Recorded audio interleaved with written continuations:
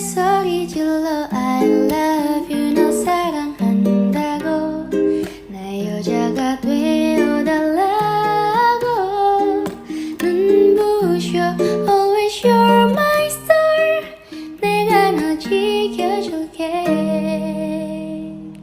세상에 소리질러 I love you 너 사랑. Assalamualaikum warahmatullahi wabarakatuh. Perkenalkan, nama saya Khalifatul Rasidah, NPM 19220719 dari Prodi S1 Kebidanan di Universitas Jenderal Ahmad Yani Yogyakarta. Di sini saya akan membagikan video tentang komunikasi pada klien yang bicara terus dan tidak sesuai dengan komunikasi yang dibicarakan.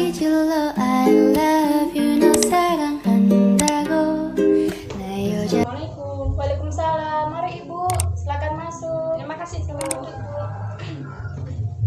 Sebentar ya Bu, saya duduk kiranya dulu. Ya, Bu. Maaf sebelumnya, dengan Ibu siapa? Perkenalkan, Bu, nama saya Ibu Sena Kurniasari. Ya, umur, Umur 25. alamat, Desa Belung Cangkring, RT 4, RW 15 di Pulau Kudus. nama suaminya Ibu. Kevin, Bu. Sebelumnya Ibu saya tensi dulu ya. Ya, Bu, boleh. Mari, Bu. Maaf ya Bu. Ya.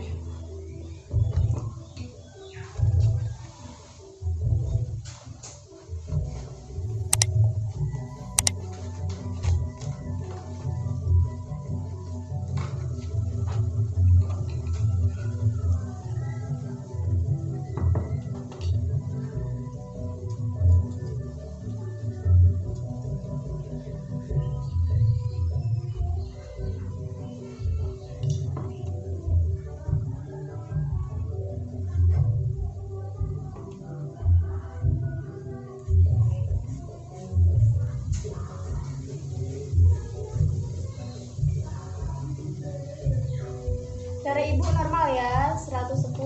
Iya, makasih ya, Bu.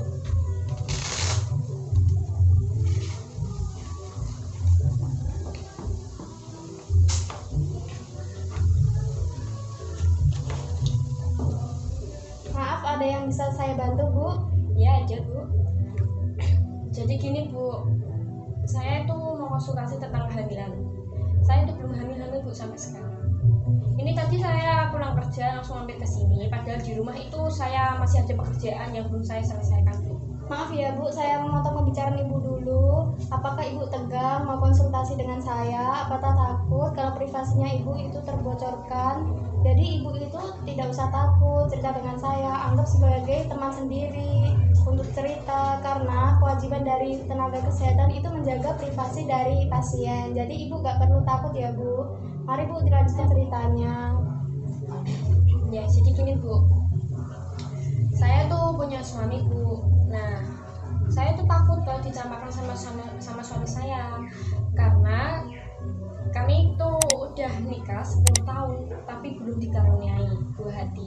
Nah, itu jadi beban pikiran saya, Bu. Gitu.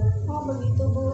Sebelumnya Ibu sama suami sudah pernah cek kesuburan belum? Belum, Bu. Belum ya Bu. Jadi saya sarankan Ibu sama suami untuk cek kesuburan dulu ya, untuk USG tentang kesuburannya Ibu sama suami ke rumah sakit ya Bu. Oh iya, Bu. Sebelumnya saya jelaskan dulu ya Bu tentang penyebab tidak bisa hamil itu. Nah, faktor penentu kehamilan itu adalah tingkat kesuburan Bu. Oleh karena itu, jika pasutri belum memiliki anak setelah 1 tahun aktif berhubungan seksual, pasutri bisa melakukan prosedur tes kesuburan itu Bu, melakukan cek USG ke rumah sakit.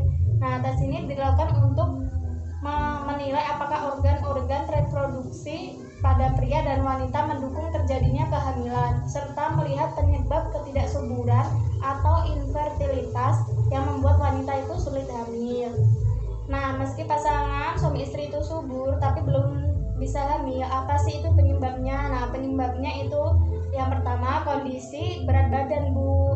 Nah, kalau kelebihan berat badan itu seorang wanita dapat mempengaruhi kesempatan seseorang untuk menjalani kehamilan. Untuk wanita yang memiliki kelebihan berat badan atau kekurangan berat badan juga dapat mengalami gangguan kesehatan ketika menjalani kehamilan. Untuk itu juga berat badan agar tetap ideal, agar kesehatan selalu terjaga dalam program hamil pun dapat berhasil ya Bu. Nah, jadi ibu itu harus menjaga berat badan ibu ya. Jangan sampai kelebihan atau kekurangan berat badan ya Bu. Dan yang kedua itu ada penyakit pada organ reproduksi atau penyakit yang terdapat di organ reproduksi. Nah, ada beberapa penyakit pada organ reproduksi yang bisa menjadi penyebab sulit hamil. Yang pertama itu ada endometriosis, yaitu kondisi ketika jaringan dari lapisan dalam dinding rahim atau endometrium tumbuh di luar rongga rahim. Jika endometriosis terjadi pada tuba falopi, maka sperma kesulitan untuk mencapai dan membuahi sel ovum sehingga proses pembuahannya itu sulit terjadi. Yang kedua ada sindrom ovarium polikistik. Nah, yaitu kondisi yang ditandai dengan ketidakseimbangan hormon estrogen dan progesteron. Kondisi ini membuat siklus menstruasi menjadi berantakan dan memengaruhi proses pembuahan. Yang ketiga ada tumor jinak. Nah, tumor jinak ini di dalam rongga rahim. Kondisi ini dapat menghambat proses pembuahan. Nah, yang terakhir ada chlamydia. Nah, yaitu penyakit menular. Chlamydia itu nama bakteri ya Bu ya. Itu penyakit menular seksual yang ditularkan melalui hubungan seksual. Nah, yang ketiga itu ada frekuensi berhubungan seksual. Semakin jarang pasutri melakukan hubungan seksual, maka peluang pembuahan juga semakin kecil. Nah, yang keempat itu riwayat menunda kehamilan. Nah, kayak abis nikah terus jangan dulu jangan hamil dulu, nanti aja setelah 2 tahun atau 5 tahun. Nah, itu malah bisa menghambat Bu gitu. Jadi kalau mau hamil langsung aja hamil Bu, gak usah menunda gitu ya Bu. Nah, yang terakhir itu adalah tingkat stres Bu. Itu tingkat stres bisa dialami ketika ibu mengalami gangguan tidur, kurang mengonsumsi makanan sehat, memiliki gaya hidup yang kurang baik seperti mengonsumsi alkohol atau merokok, dan kehilangan keinginan untuk melakukan kegiatan tadi seksual ya Bu. Nah, seperti itu Bu. Nah, sebelumnya Ibu ada keluhan apa tidak? Tidak ada Bu. Nah, baik sekali Bu, tetap pertahankan ya Bu ya, tetap semangat dan jangan pantang menyerah. Ya udah, terima kasih ya Bu atas saran dan penjelasannya. Saya harap Ibu bisa menjaga privasi saya dan suami saya. Ya Bu, terima kasih ya Bu atas kepercayaannya. Ya sama-sama ya Bu, saya pamit permisi. Ya, tetap jaga kesehatan ya Bu. Terima kasih atas kunjungannya dan hati-hati di jalan ya Bu. Terima kasih. Julo, I love